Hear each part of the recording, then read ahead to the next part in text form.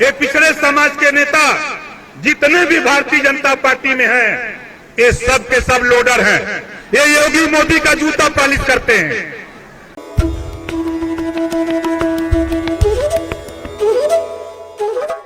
दोस्तों नमस्कार, सत्ता विमर्श में आपका स्वागत है। मैं प्रवीण कुमार। साल 2022 में उत्तर प्रदेश में भाजपा को दफन करने की कसम खाने वाले ओम प्रकाश राजभर एक बार फिर से योगी मोदी शाह के आंगन में कुलाचे मारने पहुंच गए हैं।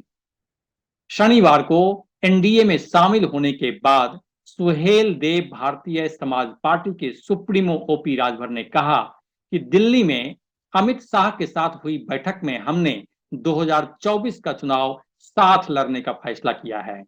अब मैं सिर्फ इतना ही कहना चाहता हूं कि सुहेल देव भारतीय समाज पार्टी, बीजेपी और दूसरे सहयोगी दल एक मंच पर आ गए हैं, इसलिए अब उत्तर प्रदेश में कोई लड़ाई बची नहीं है। हमारा लक्ष्य और लड़ाई एक है। साल 2024 में एनडीए के सामने कोई टिक नहीं पाएगा। 2019 के लोकसभा चुनाव से पहले भाजपा और सुभाषपा का गठबंधन टूट गया था। इसके बाद 2022 का विधानसभा चुनाव राजभर ने सपा प्रमुख अखिलेश यादव के साथ मिलकर गठबंधन में लड़ा था। चुनाव नतीजे आने और यूपी में योगी सरकार दोबारा बनने के बाद राजभर ने अखिलेश यादव से भी और उनकी सपा से भी किनारा कर लिया। गृह मंत्री अमित शाह से पिछले एक महीने में 2 मुलाकात के बाद उनकी एनडीए में शामिल होने को लेकर कयास लगाए जा रहे थे। शनिवार को दिल्ली में अमित शाह के साथ हुई बैठक में जब डील पक्की हो गई तो राजभर ने रविवार को अपनी नई पारी का ऐलान कर दिया।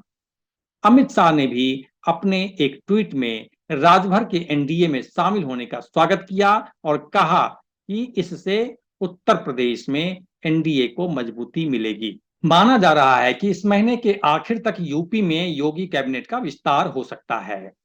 इसी विस्तार में ओम प्रकाश राजभर को मंत्री बनाया जाएगा, उन्हें लोकसभा की घोषित सीट दी जाएगी। राजभर ने बलिया और गाजीपुर में से भी एक लोकसभा सीट की मांग की है, जिसका फैसला 18 जुलाई को एनडीए की बैठक में किया जा सकता है। ऐसी अटकलें भी लगाई जा रही हैं कि राजभर के बेटे अरुण राजभर को गाजीपुर से प्रत्याशी बनाए जाने का ऐलान भी किया जा सकता है। एक और खास बात यह है कि राजभर के साथ उनके विधायक अब्बास अंसारी भी एनडीए में शामिल हो गए हैं। जाहिर सी बात है, अब अब्बास के पिता जेल में बंद माफिया सरगना मुख्तार अंसारी के भी अच्छे दिन आ जाएंगे।